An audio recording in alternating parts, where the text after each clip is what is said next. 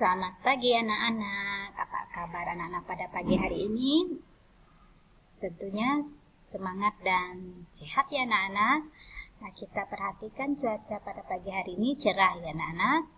Cerah, semoga anak-anak juga sudah bangun pagi, sudah mandi dan sarapan, lalu mempersiapkan materi yang kita pelajari dan kita peroleh pada pagi hari ini. Oke, seperti biasa sebelum kita memulai pembelajaran pada pagi hari ini, terlebih dahulu kita berdoa demi nama Bapa, Putra, dan Roh Kudus. Amin.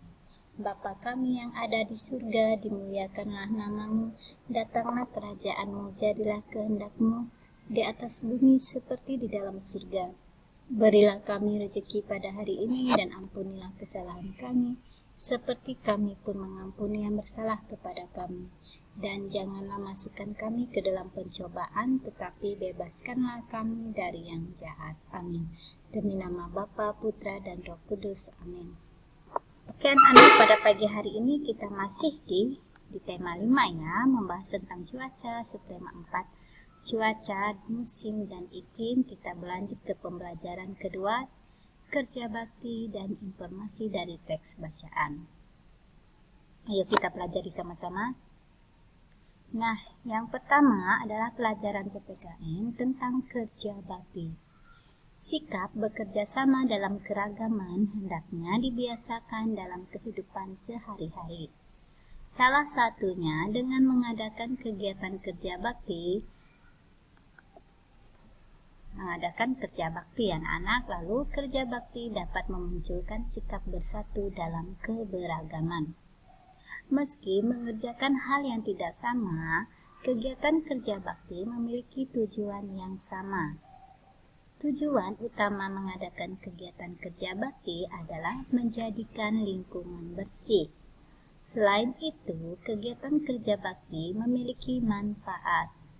Manfaat dari kegiatan kerja bakti antara lain sebagai berikut. Yang pertama, mendorong terciptanya kerukunan dalam hidup damai. Lalu yang kedua, membuat pekerjaan menjadi lebih ringan. Ketiga, terciptanya persatuan dan kesatuan. Keempat, menciptakan keakraban antar anggota masyarakat. Nah, tujuan dari kita kerja bakti tentunya untuk membersihkannya, menjadikan lingkungan tempat tinggal kita dan lingkungan sekitar kita menjadi bersih dan aman dari berbagai hewan-hewan yang membawa penyakit. Nah, contohnya kerja bakti di lingkungan masyarakat. Nah, biasanya kerja bakti selalu diadakan pada hari libur, misal hari Minggu ya anak-anak, pagi Minggu atau sore Minggu. Nah, Minggu sore. Kerja bakti ini bermacam-macam anak-anak. Ada yang membersihkan parit, ada yang memperbaiki jalan komplek, jalan gang, jalan kampung yang rusak. Lalu apalagi menebas rumput, membakar sampah, dan mengerjakan bangunan-bangunan lainnya. Nah, seperti bangunan rumah ibadah, bangunan masyarakat yang tidak mampu, lalu dikerjakan secara bergotong royong.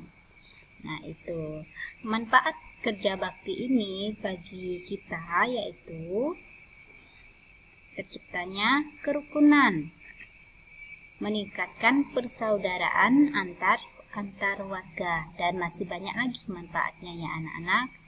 Nah, anak-anak bisa lihat di lingkungan komplek rumahmu dan di rumahmu, pasti macam-macam kerja bakti yang dilakukan.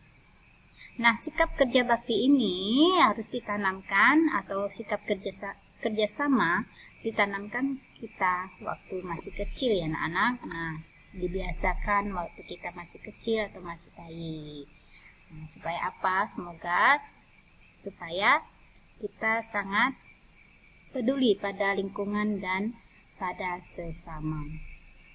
Berikutnya adalah pelajaran bahasa Indonesia, informasi dari teks bacaan.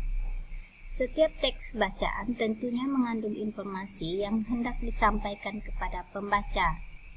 Informasi dapat ditemukan dalam pikiran utama atau ide pokok paragraf.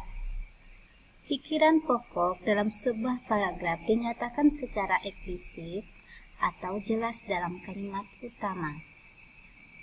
Informasi dalam teks bacaan dapat dibedakan menjadi dua jenis, yaitu informasi tersurat dan tersirat.